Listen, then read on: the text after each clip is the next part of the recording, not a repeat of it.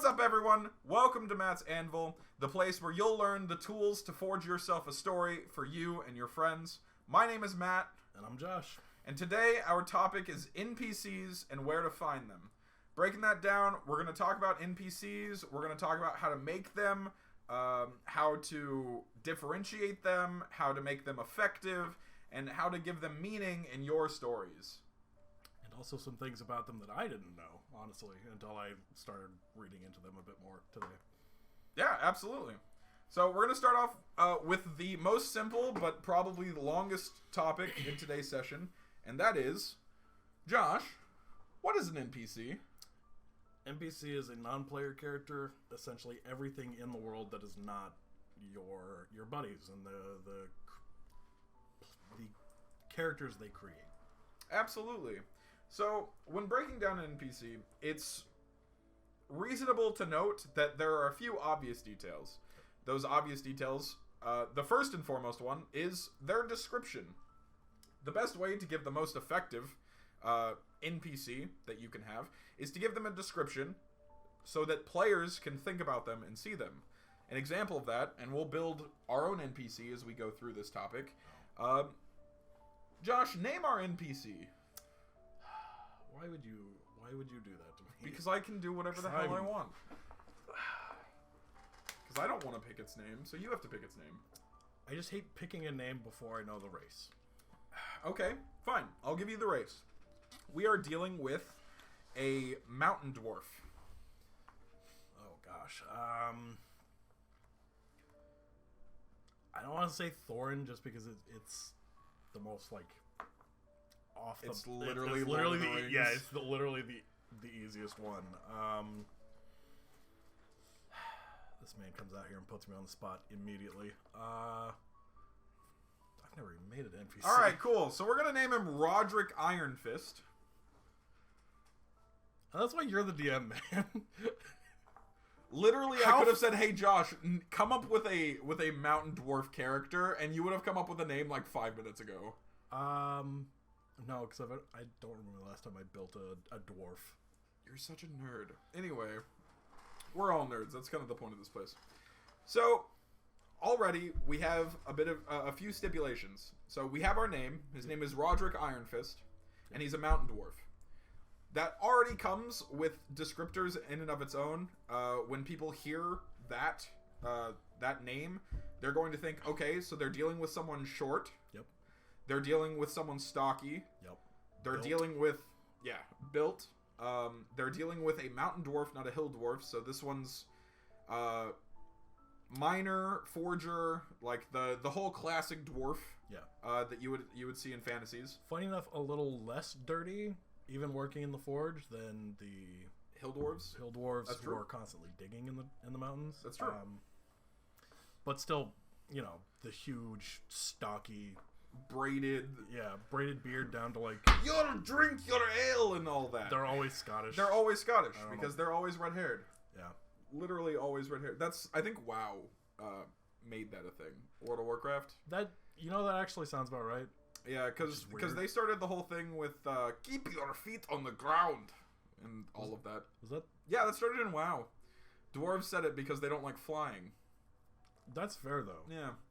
All right, so we have our description, but let's get a little bit more detail in that, because when you talk about descriptions with someone, I can say, hey, Josh is a human.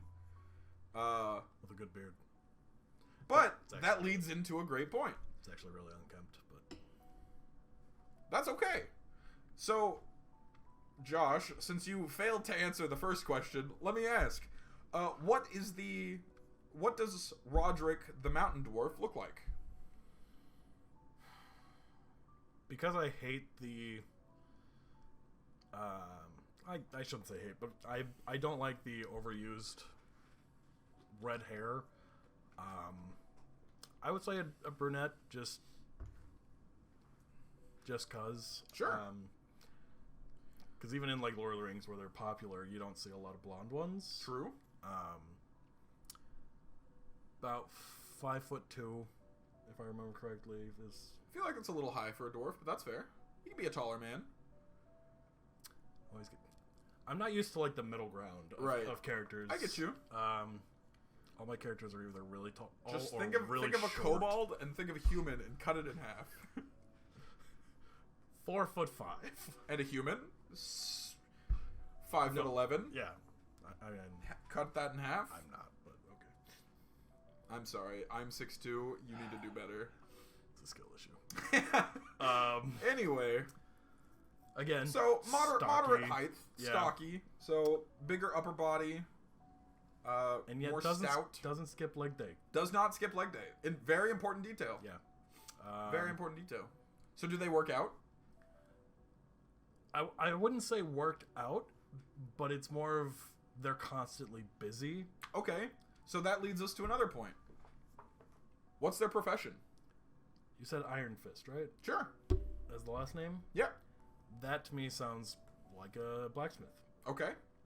And blacksmith is definitely a profession where you can build up your upper body. So now we have to figure out why he didn't skip leg day. Well, I think I have an answer to that. All right. Because we said Iron Fist, so you instantly thought blacksmith. Yeah.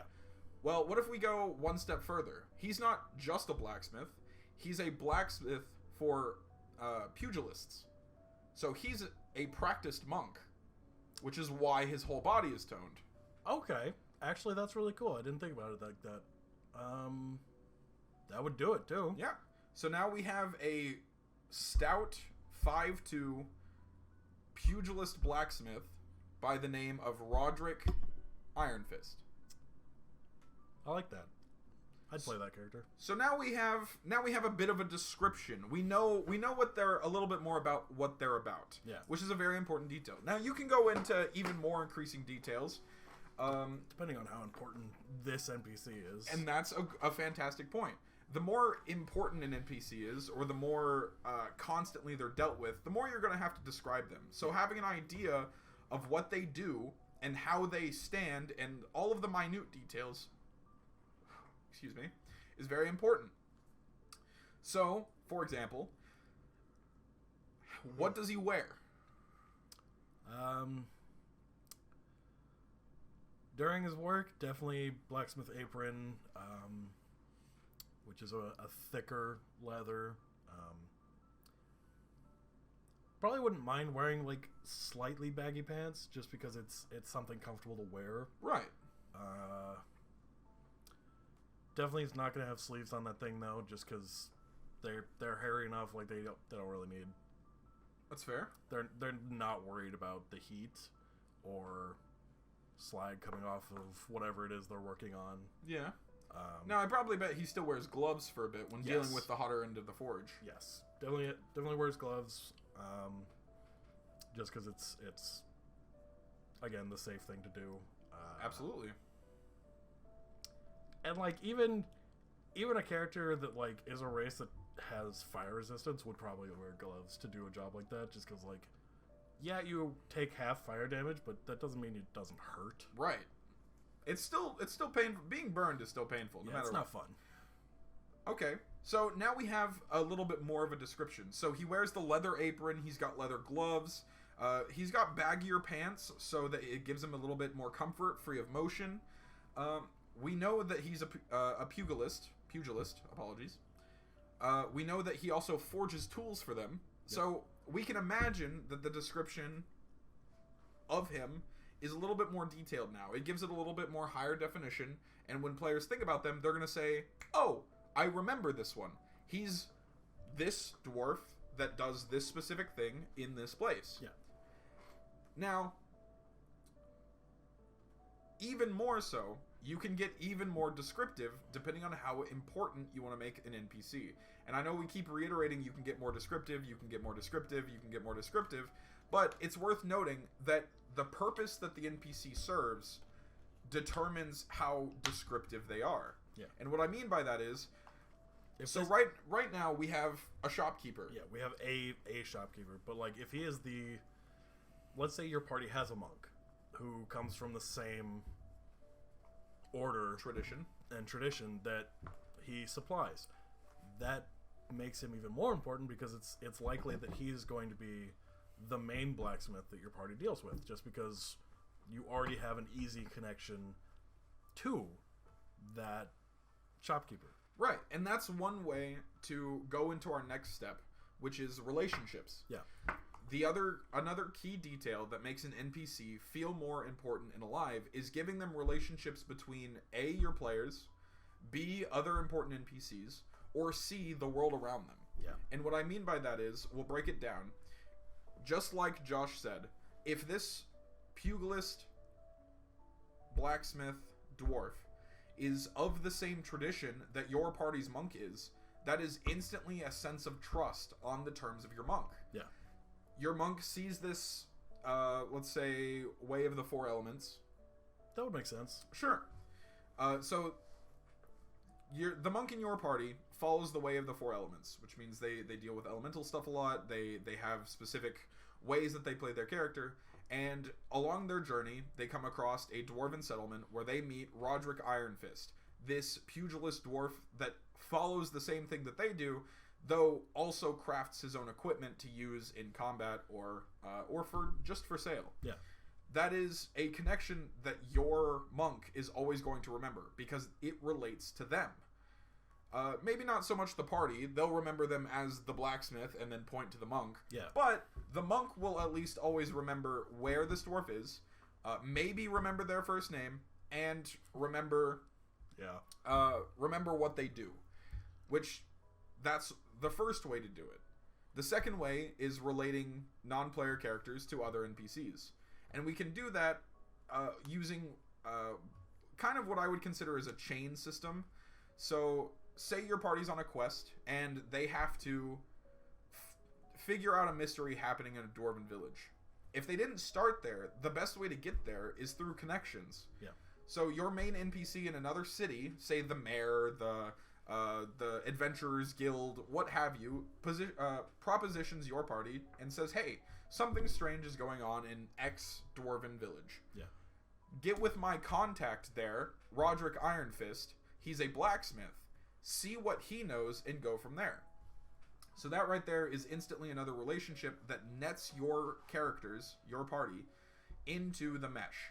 It allows you to go from point A to point B fluidly because it gives them a name, a location, and a reason. And you can even make the mayor in that other town, or whoever sends them, a dwarf who was originally from that town that he's sending them to, and that would give him a connection to the town as well. Right. And so when you begin netting and spider webbing connections like this, you begin to have a more intricate system. I wouldn't say do it with every NPC, because of course no one is going to know everyone, and not everyone is going to know someone. But I guarantee that someone will always know someone who knows someone else. And that's sort of what you want to go for in this sort of a system. Yeah. When building relationship with NPCs, it's useful that everyone knows someone who can do something. Maybe it's not necessarily what the party's looking for, but it can be something that can hit the different points that they need. The final relationship that you can do is how the NPC relates to the world around them. And what I mean by this is we can add a little bit more detail about Roderick and give him more of a connection than just the town blacksmith. Because we can say that the mystery in this town is that, for whatever reason, hordes of kobolds have been assaulting the town and trying to steal their metals. Yeah. But Roderick, being a pugilist and a monk, is one of the town's primary defenders. He puts down his hammer, he puts down his tools, his apron, and he arms himself with his own creations to step outside the city's walls and defend the city from oncoming attacks. Which, if he's a pugilist, he's probably just throwing on a giant pair of gauntlets and just beating the crap out of things. Which is absolutely reasonable. That could be where the name Iron Fist comes from. It could be even more so than just his tradition or his style of craft. It could be that he wears gauntlets. It's part of the nickname. And he gained a title from it. Yeah. So this adds a whole new connection for this this NPC into the world. Now, the town that the party's traveling to understand this mystery that's happening because they were employed to, they have to not only speak to him because he's the contact, but he's the only one who's seen what's happening. He's the active defense of the town, and he's the one that the town trusts. Yeah. So if the party does something to lose that trust, it affects the whole town, and thus the world that the party is playing in. Yeah. Anything to add? Just that my first thought when you said that is, some parties are really good at losing the trust of townspeople. You know, and let's talk about that for a second, because we'll talk about this on a player side now. We've been talking about most of this as if you were a DM crafting an NPC, but now let's talk about this as if you were a player interacting with an NPC. Josh, give me a character that you have played before. Just one. Doesn't have to be specific. I like Warden. Warden? Okay. I haven't played him in a while. So describe Warden a little bit so everybody knows. Warden is a Warforged artificer. His background's actually a homebrew thing, making him a Warforged medic. Because in Eberron there was this giant war, and the Warforged were designed to replace people, just so less people were dying, and then the Warforged kind of gained sentience and became people. They were designed as cannon fodder originally, but it doesn't work as well anymore. But he's a crap. How big did I make him? He was like 6 something. He's like 6 or 7 feet tall. But he tries really hard to have a sense of humor without knowing what a sense of humor really is. Without tone, I think is the word we're looking for. Yeah, he doesn't. He's very monotone. So when he throws out a joke, or what he considers a joke, everyone's just kind of like waiting for him to say "ha ha" or something. But he's pretty nice to NPCs. Yeah, he's a good guy. He thinks. So now let's imagine Warden in our situation. Yeah. So Warden has come to this small dwarven town, and he knows why he's here. He was sent by the mayor to understand why these kobold raids were happening. He was directed to an NPC by the name of Roderick Ironfist, the town blacksmith. In that sort of scenario, you would go up to this blacksmith and do what? I mean, first thing you do is you start with introducing yourself, asking who they are to make sure you were actually speaking to the right person. And then just asking what they know about the situation you've been sent for. Right. You collect information first. Absolutely. So, getting information out of an NPC, which was the whole point of this, leading this conversation is that I was getting to, can be done in a variety of ways. As most of you know, there are charisma checks involved with a lot of things when talking to NPCs, just in day-to-day. Persuasion, deception, intimidation, even insight to see if people are lying. Which can be important details. Yeah. But what people often forget is that not everything in D&D is decided by the things you roll on the dice. Because, say Warden, even with his no personality... Or lack of charisma. Came to this forge and, on accident, insulted Roderick. You... Say Warden was looking at his items for sale and thought one of them looked kind of shoddy. That would be quite rude. Yeah. The feelings that our pugilist dwarf would have to Warden would instantly drop. Yeah, his opinion of him would, like... And I can actually kind of see it in that because Warden is an artificer, he builds things as well. Absolutely. If he just... without thinking, remarked on how he could have built something better. I don't think a dwarf would take that very kindly. No, absolutely even not. As a... It's sort of their whole thing. Even in Warden's mind, a constructive criticism. Right. He'd probably catch some hands. I don't know if it would go that far, but Roderick would definitely feel upset. And he would feel irritated that someone had walked in, insulted something, and then said they needed something from him. So the point I'm getting at is that as a player, the way you interact with NPCs is very important. And what I mean by that is, one, always play in character. If you're playing your character as an irritating, sarcastic individual, play an irritating, sarcastic individual. I can think of one player in one of my current campaigns that does it phenomenally. He plays a character named Calcifer. He's a tiefling paladin at the moment, and he does quite well in playing an irritating, sarcastic individual. Yes, he does. However, just realize that if you play those kinds of characters, NPCs will get irritated with you. And if they refuse to help you, that can lead to other things occurring. And other problems. Right. And so if we go back into our scenario, say Warden says it about a couple more things, and Roderick gets so angry he throws Warden out of the store. After that day, Warden's affinity with the entire town would drop. Yeah, because their main defender, the supplier of their weapons, and one of the best fighters they're probably going to have. Absolutely. Has now deemed them rude, inappropriate, and unhelpful. Yeah. There are means of gaining that trust and loyalty back. Yeah, rectifying that, but it is now much more difficult. Yeah. So and through that, your party is also going to have a hard time. Like, anyone who came in with Warden is also susceptible to the fact that, like, oh, this is somebody you regularly hang out with or associate with, and he's not a great person. Cool.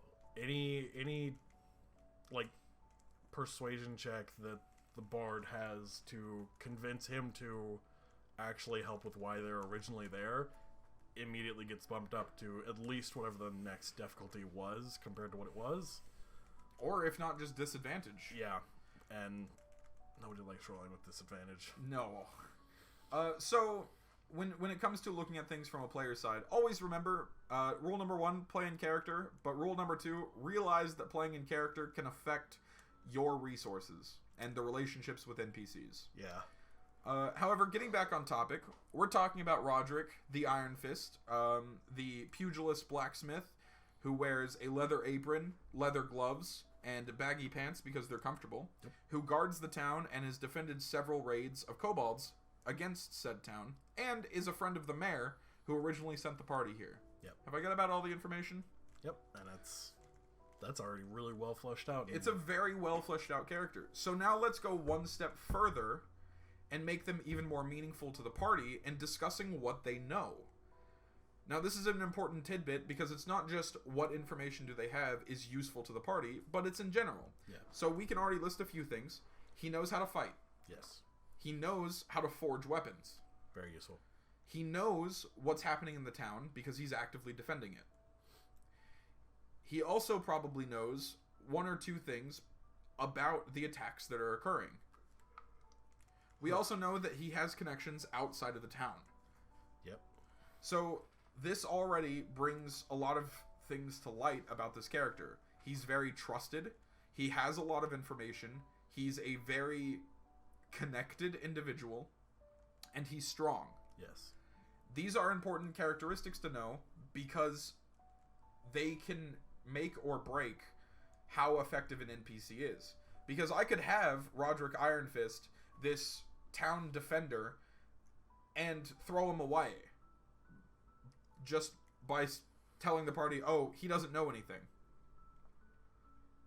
But you said that he's been defending the town. Yeah, but he's just been fighting kobolds. Which are... They're not going to know a lot other than what they're told to do. But if they had heard Usually. at any time what the kobolds were told to do, that's instantly more information. Yeah, that's fair. But as a dungeon master, it is your responsibility to make sure that the information that your NPC knows can be used or utilized in a way that promotes your NPC rather than demotes them. So, if Roderick Ironfist has been defending the town for, let's say, a month... That's a lot of kobolds. That's a lot of kobolds. At some point, he had to have gained some information that would lead the party to step B. There's either a lot of kobold bodies all over the place just piling up, or they've gotten really good at, like, throwing something and then running away. And that's entirely fair. And that is in a completely different state.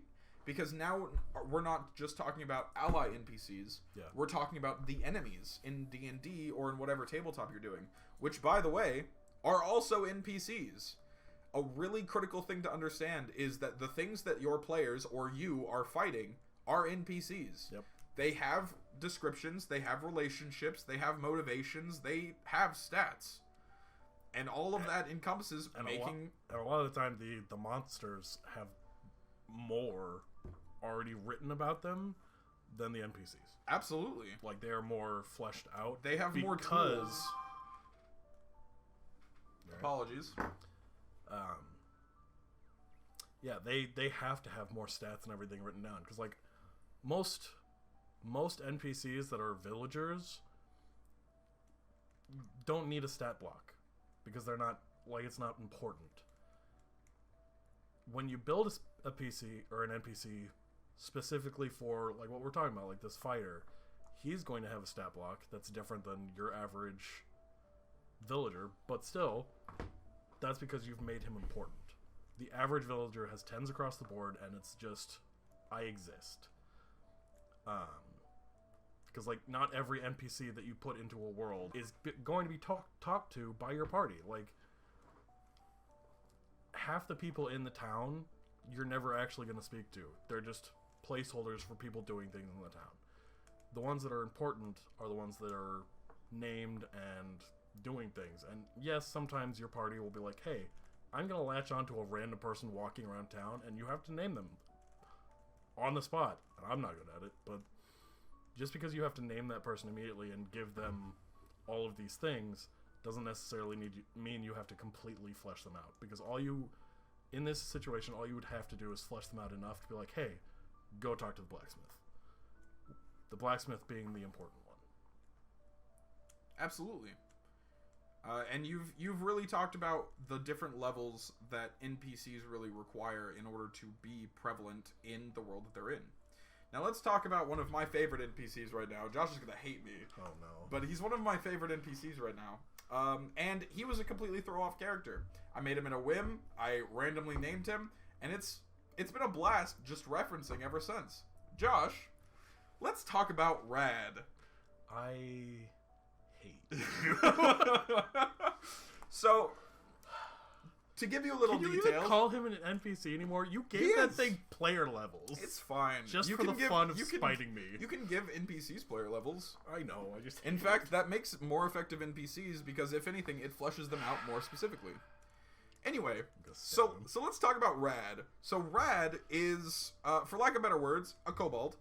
He's a small red kobold that I made in connection to one of Josh's characters in the campaign that he plays with me. And I have had Rad pop up and escape from the party several times.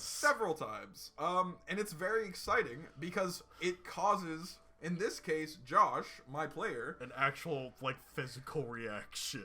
Which is one of the things that you want when playing D&D. You want your players to get excited, you want them to get frustrated, angry, sad, but you want them to do it in the idea of their character, not in the idea of the game state. And then you made him a good guy. And then I made him a good guy. It's great. It's great. But Rad is also an effective example of an NPC with a connection to the party that is not very descriptive. He is a red kobold. That's basically it. That's like the only description. The only reason he's so prevalent is because he is the kobold that was holding Josh's character prisoner. One of four. One of four, but he escaped in the fight to free Josh. The only kobold who survived that encounter. And I jokingly mentioned that I was going to memorize his face and go back for him. And then he made me roll a what was it, intelligence or something? Something like that. It was just one of the dumb things I rolled a nat 20 on. It's like, cool, you know exactly who this is, and they are now your archenemy. Yep. It's not the big bad of the campaign. It's not Tiamat. No, it's Rad. It's just Rad. So I still can't find him. You still can't find him. I still don't know where he is in the campaign. It's fine. Don't worry about it. Oh, that's actually a good question. Real quick. Annie asked, how old is your dwarf? So that's a very key understanding of how important this dwarf is. Age plays a really large part of how both players and other NPCs see what your non-player character is. And in this case, if we make him too young, he seems foolhardy. Yes. But if we make him too old, he seems grizzled and a veteran. And perhaps a little grumpy. And if you make him too old, it becomes less almost believable that he's the main defense of the town. Absolutely. So for a dwarf, probably I'd say somewhere around 100 years. Yeah, I was gonna say 75. Yeah, somewhere 75 to 100. Is... Right. So, which is probably about, I would say, their adulthood to like middle adulthood. If I remember correctly, I think it's like 200 years for dwarves. 250 or something. Like that. I don't make a lot of dwarves. My dad did. I think it's like 2 and 250. They're like half the life of elves, and elves live to be about 400. Yeah. So, but that is an excellent question, because now we've put that he is a equivalent to about a 50-year-old human, saying that he's 75 to 100. Yeah. Well, no. Maybe no, he's 35, more like, yeah, 40. Yeah, maybe. Well, still that percentage would actually put him somewhere around like 25 to 30. Which is still a little young, so I'd actually go a little bit older. I'd say about 100 to 150. Just to give him like the 125, just for him to be essentially a 30 to 35-year-old human. Yeah, something equivalent. Like that. Just because I feel like at that point, it's at the age that most humans are like, cool, I have, like, humans in D&D at least, I have matured to my station, and I know what I'm doing. I know how, like, a 35-year-old blacksmith who has been blacksmithing their entire life. They would be a master at their craft. Yeah, and most dwarves who start at blacksmithing as like a kid start very young. Yeah, they do it for like 100 years, and it's why they are one of the better blacksmith races. Right. So now we have even more details about this that can go into both physical descriptions and personality descriptions into how they affect. Yeah. But we're going to go a step further now. So we've talked about their descriptions. We've talked about their relationships. We've talked about what they know. So let's add one more key detail, which I would say there's about 6, with one little side thing in case it happens. So getting to the 4th one, Roderick, the blacksmith, is a pugilist that defends the town with his bare hands, with his iron gauntlets, thus gaining his name Iron Fist. Why? That is a good question. So we get to a very key point about our dwarven pugilist, our dwarven monk, which is motivation. NPC motivation is very important, whether dealing with an enemy or an ally, because it determines how a NPC will act in a given situation. If they are in a situation where they can get something they want, then they have motivation to do what said thing is. Yeah. Motivation is also a great way for players to get ahead in a argument or a discussion with an NPC, because if they have something the NPC wants, they're instantly one step ahead. So let's talk about Roderick. So we know Roderick defends the town. He might defend the town because his family is there. That would definitely... That would be one primary reason. That would be that's a good reason. But he could also defend the town because this is where his first shop was. If he's been here his whole life, that shop is more important to him than most people are. Yeah.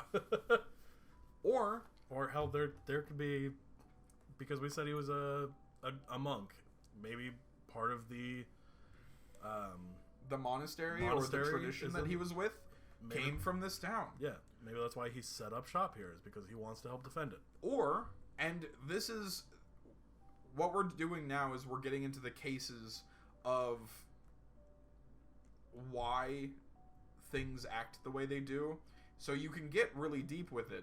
For example, the reason I'm going to say for our building, the reason he's in this town is because he lost his best friend here and now lives here protecting the town because that's where his best friend's grave is. I like that. So now we have a reason for why he defends the town. He also has his own motivations. He wants to get stronger. He wants to perfect his craft. He wants to make, as all dwarves do, the most powerful thing that he can. I mean, dwarves are expert craftsmen. They craft magical items at whims. He's definitely trying to create the ultimate pair of gauntlets for what he's doing. Absolutely. But, so, we now break into the points of motivations and I would say their tiers or their scale of importance. Yeah. So the most important reason is because his best friend passed away. Yeah. And he is defending this grave for the rest of his life. Yeah. However, he does have secondary and tertiary motivations. Especially if you owed that friend like a life debt. With dwarves, that's a big thing. Absolutely. So it's like... But his secondary and tertiary motivations could be something simple. Like the secondary one, he wants to be a better fighter. So he could be using these combats in front of the city to also improve himself. Yeah. He's gaining experience. He's learning from fights. He's learning to fight multiple enemies at once. Yeah, and that's very important. Yeah, because kobolds like to just swarm. Exactly. The tertiary benefit here is that he could also be training his craft. He could be using the resources from which the kobolds are coming from to try and create for himself this immeasurable power pair of gauntlets.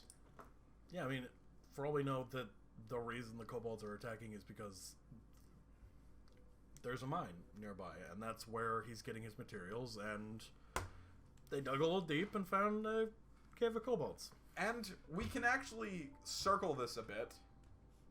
So now they're defending themselves, but like, yay.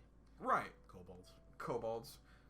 But what if we circle even further? So now we've discussed motivation. We've gone through the steps in what it is creating a basic, and I would really say basic, even though we've given so much detail. It's because we've said he's a prominent NPC. Yes. So you're going to talk to him.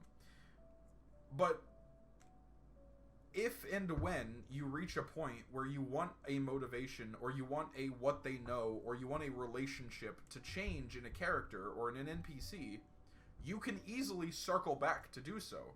For example, we know that his best friend died in this town, and that's why he's actually defending it. Yep. But one of his motivations is that he wants to create the best pair of gauntlets that he can.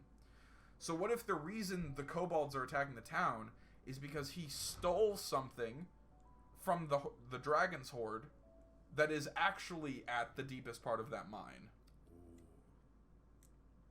And so now, what he knows, his relationship to the kobolds changes. Because now he knows that he has actively taken something, and they're hunting him to get back. This is kind of fun, right?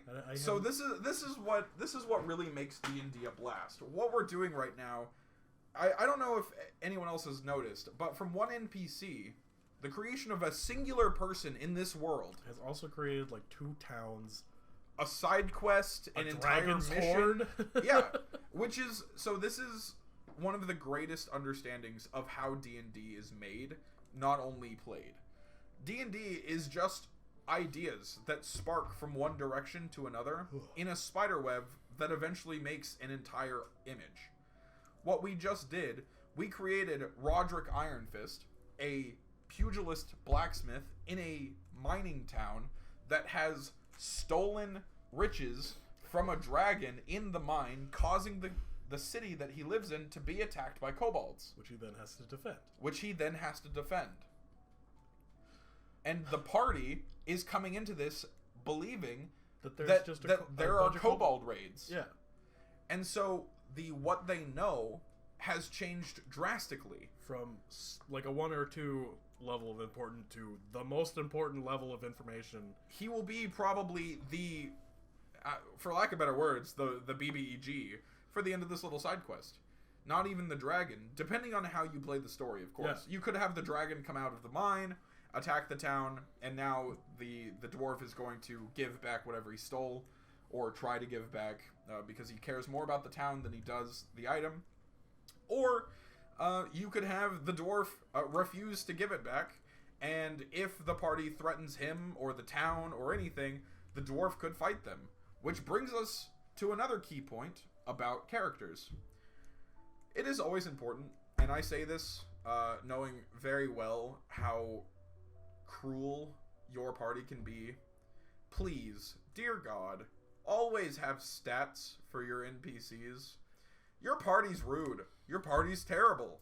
Always assume that they are awful individuals. They're going to attack your NPCs. whether they're enemies. Occasionally. I have yet to attack an NPC. You've attacked my enemies. Yeah, but they half the time your enemies start that fight. What about the other half? I don't remember the other half. Oh, really? Really? You don't remember Lang de DeRosa Cyanrath and how you challenged him to a duel? Yeah, but that was his MO. Like, his whole thing was, I challenge you to one-on-ones. I'm sorry. So I followed his rules then won. And then got lucky. I did. Weakened that fight. That was a lot. It's okay though. It's fun. There was like 3 nat 20s. Yeah, it's unheard of for me. It's great.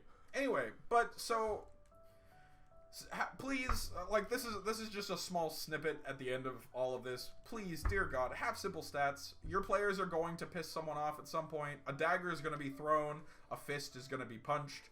A chair is probably going to be bashed or used to bash someone's skull in. Just have some stats around. Especially if anybody in your party has Tavern Brawler. Always have stats for everything. Always, yeah. Always have stats for everything. Because that player Judo throw is probably just going to decide, hey, this chair is just like here, whack.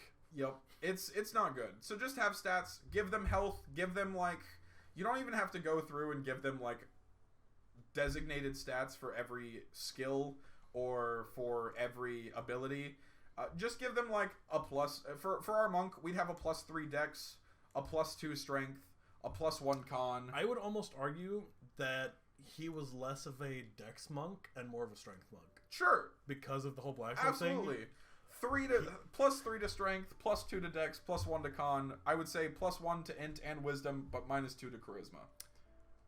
Yeah, I would say that's a pretty fair. Balanced character. Yeah.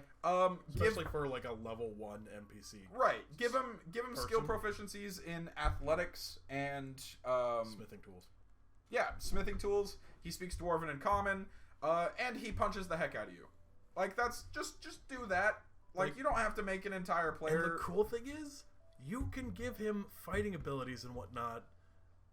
Like you can give him fighting styles without him being a fighter. Absolutely, because he is just a thing. He's just an amalgamation. You literally just say rules. Cool. He has this. Yeah, because like I'm sorry, monks, but the unarmed fighting style is legitimately a little bit better. Mm-hmm. Because most of your monk stuff doesn't get past a D4 or D6 until way later, whereas I took a character at like level 1 with the unarmed fighting style, and it starts at a D8. Like a character spec'd into strength with unarmed fighting is gonna just beat the crap out of it. Yep. It's awesome. It is pretty crazy. But it makes sense for a dwarf who is a pugilist to have the unarmed fighting style. Like that's his whole thing. Even as a monk, if he's hitting you with gauntlets, that's not doing a D4 of damage. That's doing a D8 to a D12 if you want to homebrew it. Absolutely. And that's a very important thing too. If you are giving your character or your NPCs like standard weaponry, don't use the makeshift weapon rule or whatever is in D&D. It's so dumb. Don't give it a D4. Don't make it your strength modifier. That's stupid. Give it an actual roll. Make it more interesting. Make it so if your players, like the monk that we said is in our party, wants to get those gauntlets from this dwarf at the end of this fight, that they can and that they're actually effective. Yeah. Dude, that'd be cool. Right? Now I'm thinking about making items. See? And that's next week. But that's beside the point. Oh dear. So, yes, please give your NPCs simple stats. Your players are going to fight them at some point, or they're going to do something to irritate them, and you're going to throw them out of a shop. It's always going to happen. Just please keep that in mind. Now, honestly, in my experience, it's been more likely to get thrown out of things than to start throwing hands. Absolutely. Especially with Calcifer. Like, oh my lord. This man walked into a shoe shop owned by a pixie, immediately insulted her, and she's like, cool, bestow curse. Yep. And it was a really funny curse. He was cursed to have butterfly wings that he could not see. But everyone else could. Yep. And no one told him about it for 6 weeks. We literally did not, like, nobody, we laughed at him for a while, and he out of character he knew, but like his character did not know for like months in game. Yeah. It was great. It was good. So, but So let's get back on topic here. So now we've added a little bit more to Roderick Ironfist's, both his motivation and what they know. Yeah. In addition, we've also added his relationship to the dragon and the kobolds, and we've described a little bit more about what his character, like actual character is, like the character of his person, not so much who he is. We've added that he's willing to go in and take something from a dragon's hoard in order to get what he wants. And it's not necessarily that he did it to steal it, or like. I mean, I think if it's from a dragon sword, it is pretty much to steal it. But like, if he finds the thing is, if he finds a dragon sword in that mountain where they're already mining, he could argue that dragon is already a higher danger to the village. Which, pissing it off by taking from it isn't the best idea. He probably should have instead just hired, the party to come and be like, hey, sure, I found a dragon, and it's where we're already mining materials out of. Right. I don't want it to burn down my village. Absolutely. Help me take care of it. And in that case, he still gets the thing he wants. True. Without having to worry about the kobolds or whatnot. But since he's already done it, he could just be like, hey, there's a dragon under there. I found it, and apparently I pissed it off. Because he doesn't actually have to tell you he stole from it. If you think there's more to his story and you insight check him and find out there might be some more to the story, maybe then you find out he stole from them, and then you're like, alright, cool, well, you stole from a dragon. And that was your first mistake. That was mistake number one. And almost your last one. Yeah, but so that's a big one. So now, okay, so with that idea, let's shift around this character a little bit more. Let's circle back to motivations and change his primary and tertiary. Alright. So now, he seems, because he's stolen from a dragon, it's more likely that he wants to finish these gauntlets more than he wants to protect the town, more than he wants to become a stronger monk. Yeah. However, protecting the town is still number 2, so he's still going to send a letter to the mayor in another town to hire an adventuring party to come out and figure out why these kobolds are raiding. But we lead to another key point, and this is how you make NPCs more vital to your party and the story than you do anything else, and that's by figuring out what they have. And this can be something in a physical sense, it can be something in a magical sense, it can be something in a theoretical sense. Maybe they have a piece of knowledge, maybe they have a book, maybe they have an item that they stole from a dragon's hoard. Which is fun. It's very interesting. It's an interesting concept. It's not called Dungeons and Dragons for nothing. It's not called Dungeons. There's got to be dungeons. There's got to be dragons, and we've made both. So I'll tell you what. Before the Nexus opened, I hadn't fought a dragon. Yeah, now you fought several. In my campaign, it took a while. It took a while. It took almost a year of the Nexus being open for me to actually get into a fight with a dragon. Well, that's because it took a year of the Nexus being open for me to be there. That's true. I made deals with dragons and Pathfinder. That's exciting. That was weird. Yeah. So, but understanding the inventory in the context of an NPC is very important, because obviously, first and foremost, Roderick is a blacksmith. He's going to have weapons, armor, and the ability to craft things. He's also going to have combat skills, so he's useful to the party in terms of defending the town, maybe teaching the monk something new about the tradition. And that's another way to do a relationship. Like, especially if your monk is younger than him, you could immediately set him up as a potential trainer. Master. Yeah.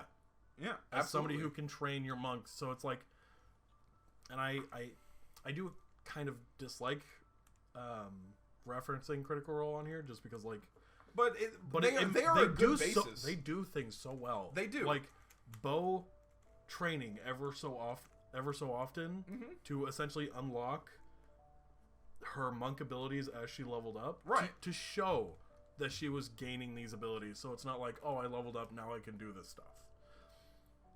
That's fair. If you throw your monk into an arena with him where he's like, cool, fight me, and I'm going to show you how to do some stuff that you should be able to do, you just haven't really experienced yet, that could be an awesome way to show your character growing. Absolutely. And you are absolutely right. So knowing what an NPC possesses changes their relationships, their descriptions, the things they know, what they're motivated to do. Yeah. It affects all 4 of the other things that we've talked about. It could even affect their stats, because if they have a suit of armor or a pair of iron gauntlets that they've infused with magic, their stats change. Yeah. So it's always worth noting, even if it's in a small list, this is what they have. And go from there.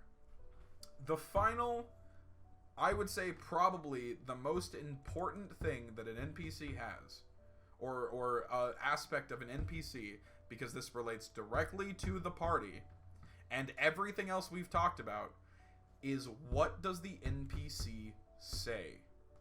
And I say this is so important because in our scenario, words is hard, Roderick Ironfist, when he first meets the party, is going to say he doesn't know why the kobolds are attacking his town.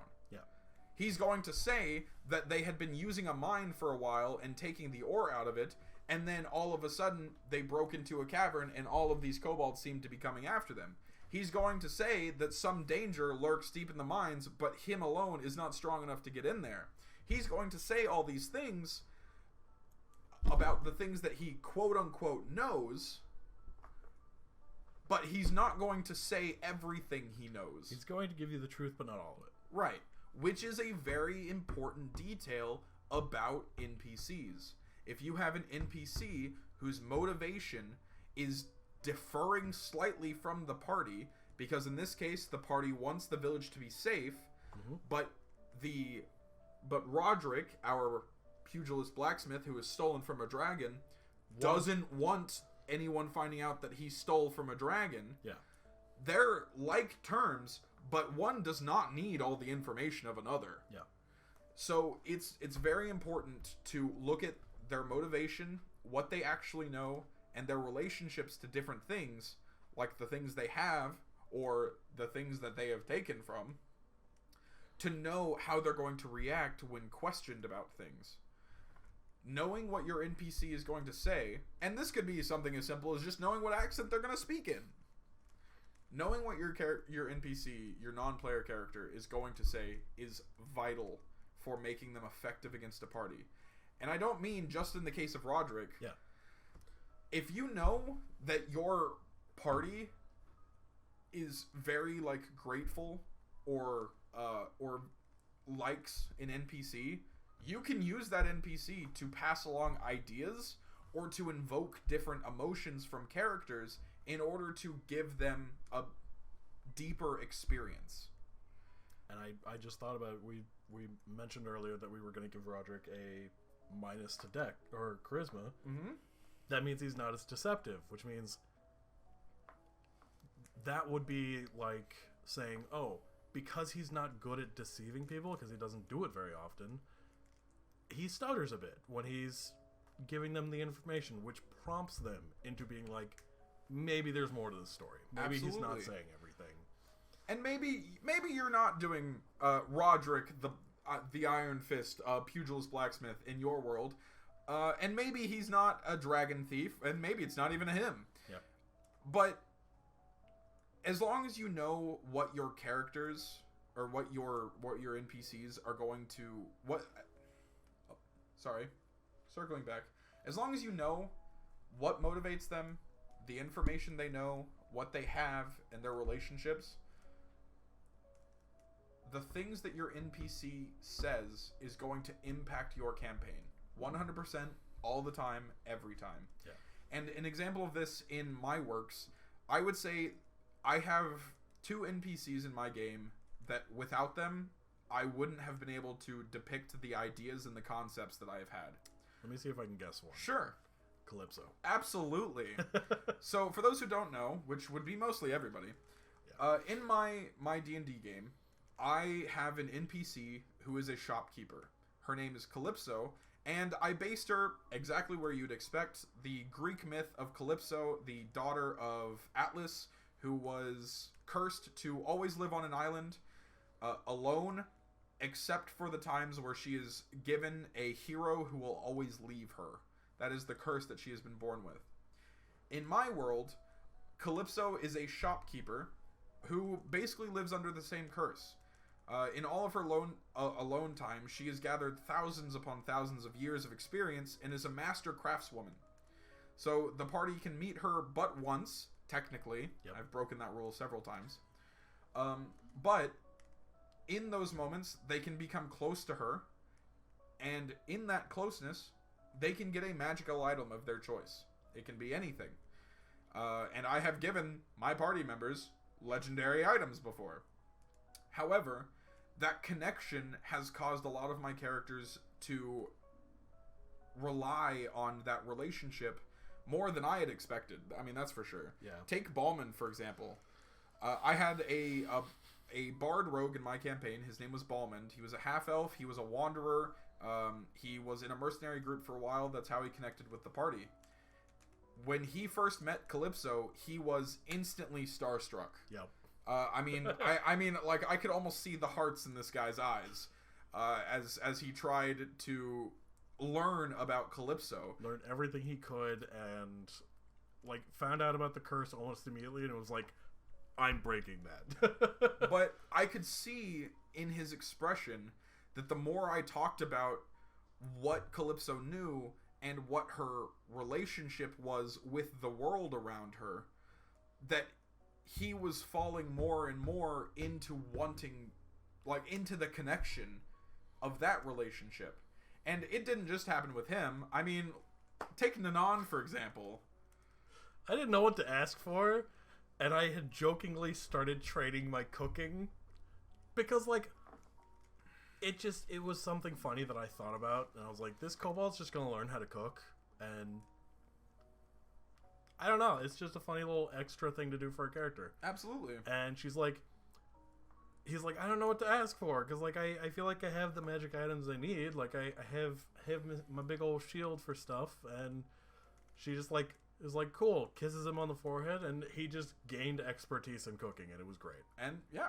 But ever since then, your attempts to go back to her, because Nanon didn't know about her curse. He didn't really ask. Didn't understand it. Yeah. He's not bright. He didn't quite understand it. So when the opportunity came to guide the rest of the party to Calypso's door, he didn't see it. And got sad over it. And you got sad over it. Because you got sad on a lot of instances in this campaign. Not expecting you to be like, cool, you can only visit once. Right, because I didn't tell everyone. Yeah, I didn't tell everyone immediately. So the kobold just curled up in a ball outside of the shop while everybody else went in and was just like, cool, I'll just wait here, I guess. And eat some bacon. The other NPC that I was very proud of because of the relationships that it created and how effective her description was I'm a big Greek mythology fan. I use Greek myth in a lot of the things I do. So I had in my campaign... To great effect. My bad. Can you stop breaking the things in my house? I could try. Anyway, so I had in my game a character that I named Artemis. She was a wandering ranger, and when the party met her, it was almost like a shell shock. If I had to, like, give a word. Because basically what it was, at the time I only had 4 players. Nanon was one, and I had another one that was a Amethyst Dragonborn by the name of Seraphim. These two were both draconic in nature, so when they got close and I started describing how they had shivers down their spines and their bodies started to shake as their eyes focused in on not just her, yeah, not the person, but the weapon she carried. Which I had described was a longbow that seemed to be completely made out of chromatic dragon parts. The alms were made from scales, the string from sinew, and finally the grip from a single dragon bone. It resonated with them, and they became cautious of this individual for the entirety of the campaign. Yeah. Which was a very cool form of relationship. The motivations they didn't really know. They learned slowly, piece by piece, that she was seeking someone, but in their interactions it was very moot. Like the idea was a very moot point. Yeah. Because it was more of at what moment is she going to turn that bow on us that everyone was thinking about? Which it Or never at least happened. the two of us. Yeah. Which it never happened, but it... You know, the two who had to roll wisdom saves to not just, like, crap our pants, like, immediately upon seeing her. Because that happened. Absolutely. We had to roll wisdom saves to avoid fear of the weapon and therefore the person using it. Yeah. So it was a very... I applied what they had to make them a more interesting character. And you made some really good NPCs. I have tried really hard. You've basically seen the entire process of which that I do to make an NPC throughout the course of this this talk. And so we're gonna circle back and finish this whole thing with a few with a few key points. To make an effective NPC in your campaign, you have to do 3 things. You have to give them a purpose. Roderick's purpose was he's the guardian of the town. He guided the party deeper into the story. And he had a secret. And he had a secret. The other that leads into point 2. Give them other aspects. Roderick has a secret. He's the reason that they're attacking the town. He's also a very successful blacksmith, so he has a means of relating to the party other than just being an NPC that says, hey, go to this place. He's also a master fighter.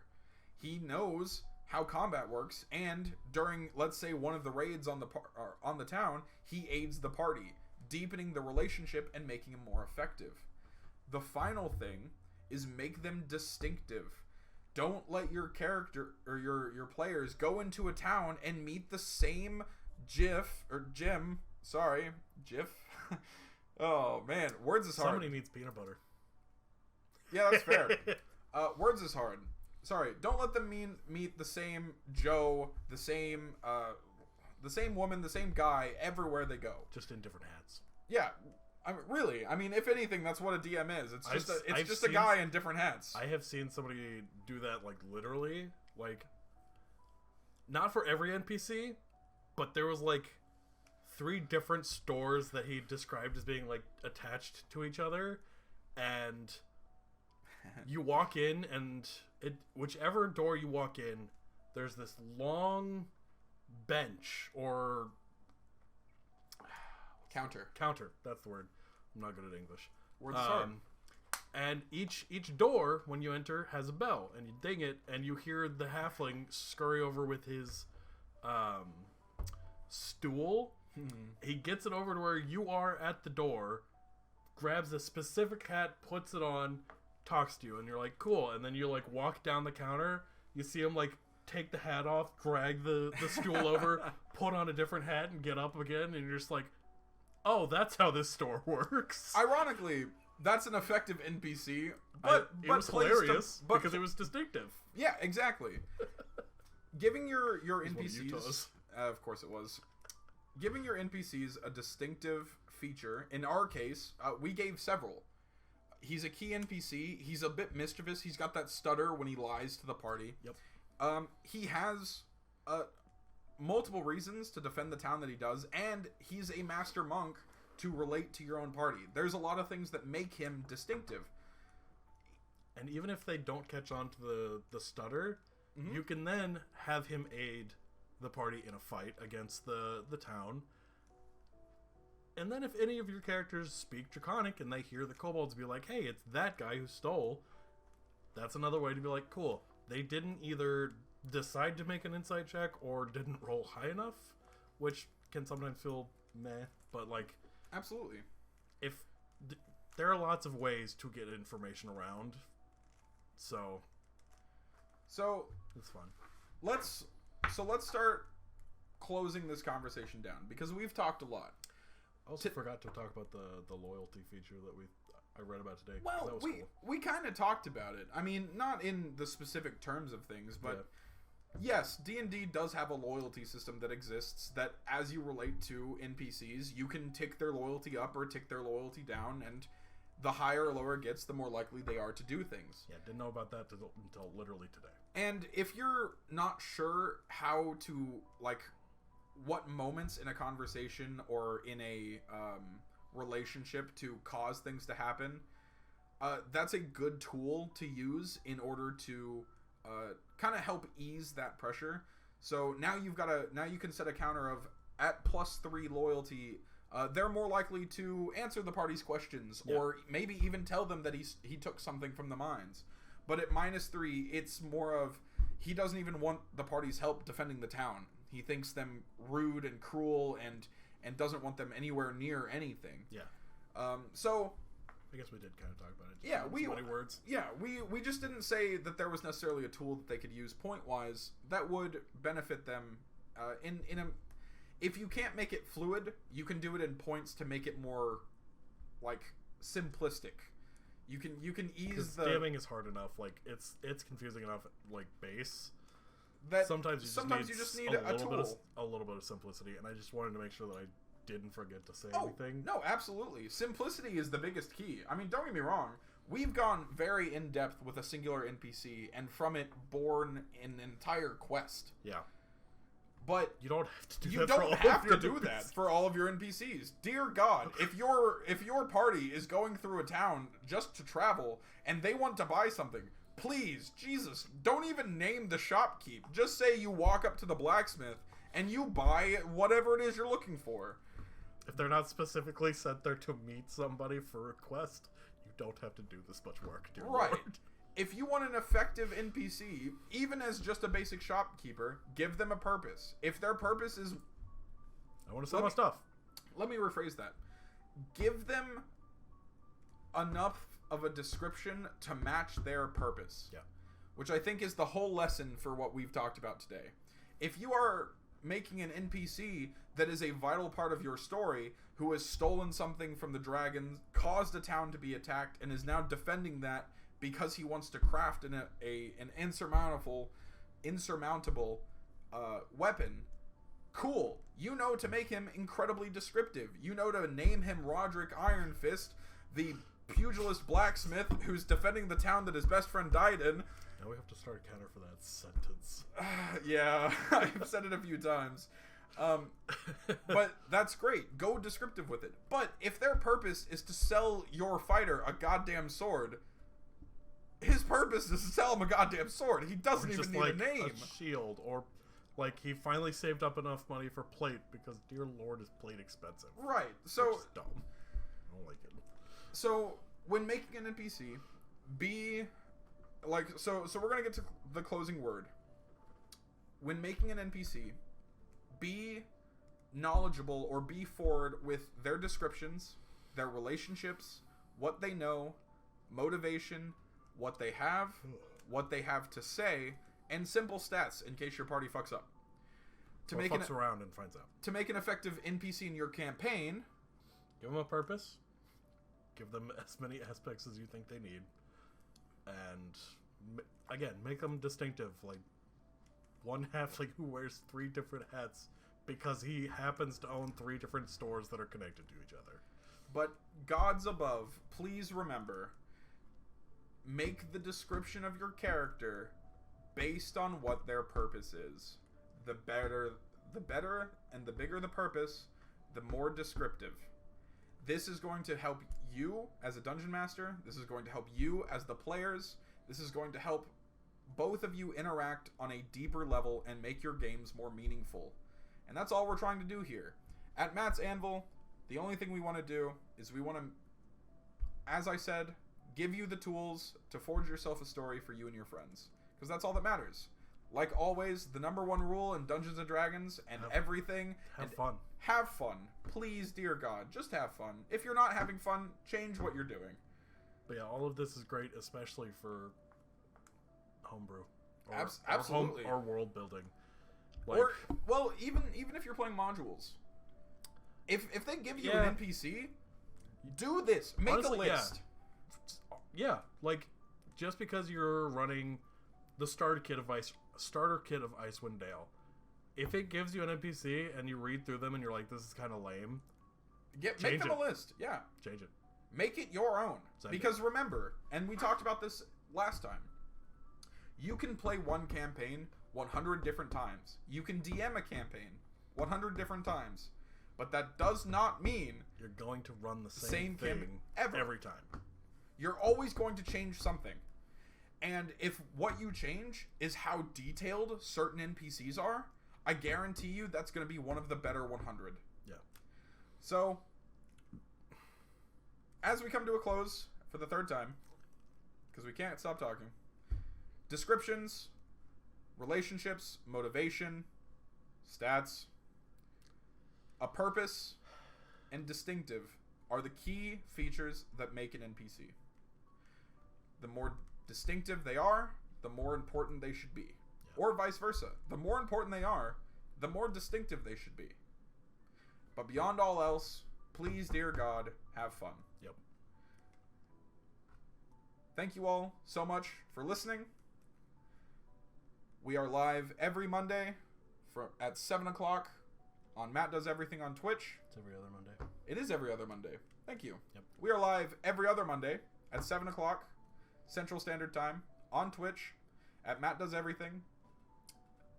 Live feeds of these videos, live recordings of these videos will go up on YouTube the same day at the same time, as well as podcasts of the previous week going up when these are recorded. Thank you everyone so much for watching. Thank you for sticking with us. Josh, thank you for being here. I love being here. It's fun. It's fun. And I get to learn things because I literally have never made an NPC before. And now we've made an entire one. Made a dwarf. Absolutely. So thank you all so much for watching. Thank you so much for listening, and we'll catch you in the next one. Bye, everybody. Peace.